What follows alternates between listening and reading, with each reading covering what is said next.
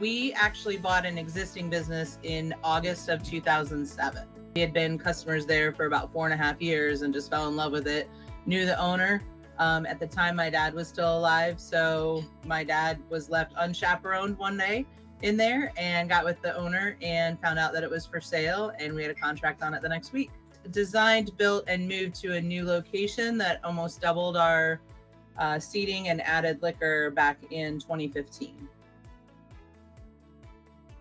So when we first took over, we had two goals, two visions. The first was to bring the quality back up to where we would want it.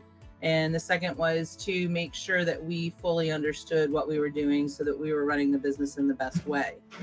We had a lot of experience in a lot of other things, but not in restaurants. So we worked with a mentor, and he really kind of helped us through that initial start.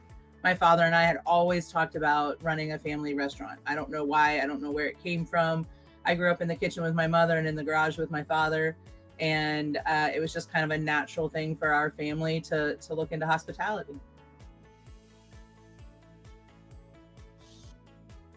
We really focus on being like your grandma's house, where you can come in, flop down in the living room. She's going to take care of you, dote on you. You're going to feel great when you leave. And whether you're dressed up or you just finished washing the car, you feel comfortable and you have a really great experience. And that's really what we have pushed for. We have folks on their way to the opera all dressed up to the tens. And then we have folks that just got off the boat, and we really enjoy being able to be that special thing that people come for. You know, a patron is not just a customer, they're a friend. And we really try to emulate that British pub style through our service here. It's been brought to my attention in two different things that really stand out in my mind. The first was when my father passed. You know, obviously all of our customers and our friends were very concerned and wanted to offer their condolences. And the next thing that I would hear is, oh my gosh, how are you going to be able to take over for him? How are you going to be able to do the work? And what they didn't know is I'd been doing it the whole time. The whole plan when we bought the restaurant was for my dad to start his retirement.